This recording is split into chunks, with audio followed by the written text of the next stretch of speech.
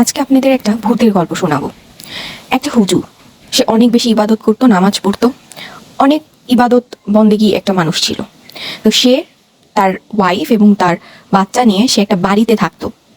বাড়িটা ভাড়া করলো, ওই ভাড়ায় ওই বাড়িতে থাকে এবং ওই বাসাতে সে কিছু অনেক আত্মাধিক টাইপের কিছু বা এলোমেলো কিছু বিষয় নোটিস করলো। এখন সে নোটিস করছে যে তার যে জুতো, সে জুতো সে ঘরের বাহিরে রাখলে ঘরের ভেতরে চলে আসে, ঘরের ভেতরে রাখলে ঘরের বাইরে চলে আসে। ঘুমোতে গেলে অনেক ধরনের পায়ের আওয়াজ শোনা যায়।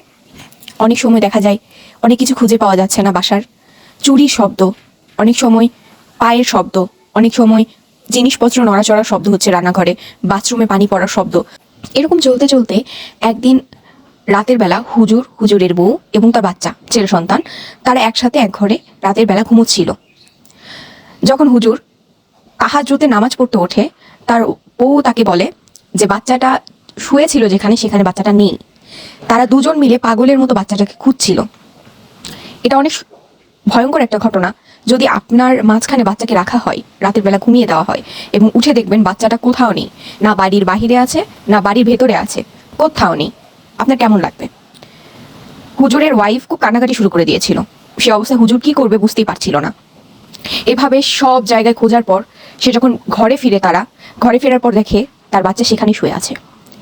এবং ওই সময়, ওই মুহূর্তে যখন তার বউ তার বাচ্চাটিকে অনেক জোরে জড়িয়ে ধরে কান্নাকাটি করছিল, হুজুর জিজ্ঞাসা করে, বাবা তুমি কোথায় ছিলে? বাচ্চাটা বলে, আমি তো এখানে ঘুমিয়েছিলাম বাবা।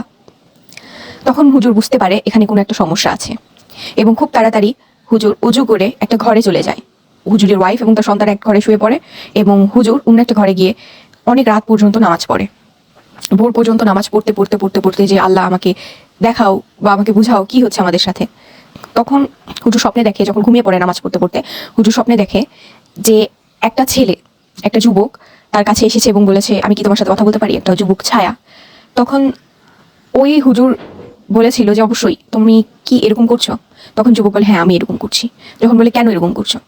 বলেছে 1971 সালে যখন যুদ্ধ হয়েছিল বাংলাদেশে, ওই সময় যখন দেশের যুদ্ধ চলছিল, পাকিস্তানি যে সেনাবাহিনীটা ছিল, ওই দিককার যে বাহিনীগুলো ছিল, তারা তাকে পেয়েছিল। তারা, সে একটা ছাত্র ছিল এবং তাকে, সে আন্দোলন করছিল কোনো একটা কারণে, এবং তাকে যখন ধরা হয়, এই বাড়ির তখন ছিল না, তখন এই জায়গাটা পুরো জমির মতো একটা জায়গা ছিল। ওই সময় এই ছেলেটাকে ধরে, মানে সে বলে যে আমাকে ধরা হয় এবং পাকিস্তানিরা আমাকে ধরে জব করে, কিন্তু আমার গলার যে আসল রগটা, যেটা কাটলে আমি মরে যাব, সেই গলার রগটা কেটেছিল না। এবং আমি তাদেরকে বলার চেষ্টা করি যে দরকার হলে সেটাও কেটে দাও, কিন্তু এরকম কষ্ট দিও না আমাকে। এবং সে অবস্থা, আমার জান ছিল ভিতরে, আমি প্রচণ্ড কষ্ট পাচ্ছিলাম এবং সে অবস্থায় আমাকে মাটির নিচে পুঁতে রাখা হয়, পুঁতে রেখে চলে যাওয়া হয়।